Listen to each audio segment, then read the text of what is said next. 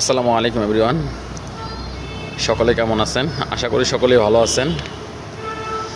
অনেক দিন পরে মোটামুটি 5-7 বছর পরে আজকে একটা রাত হসপিটালে কাটালাম। পুরোটা রাতই অ্যাটলিস্ট একেবারেই নির্গমভাবে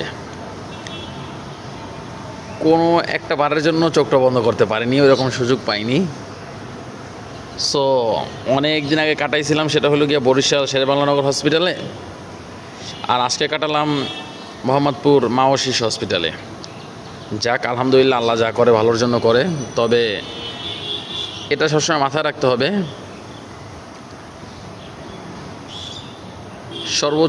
সর্বোত্তম পরিকল্পনাকারী আল্লাহ তাআলা। এরকম যেমন একটা রাত অপেক্ষা করতেছে, এটা আমি নিজেও জানি না। সো এটা গতকালকে আমি মোটামুটি বিকেলের দিকে জানি আমার হসপিটাল যাওয়া লাগবে, বাট এবার পুরোটা রাত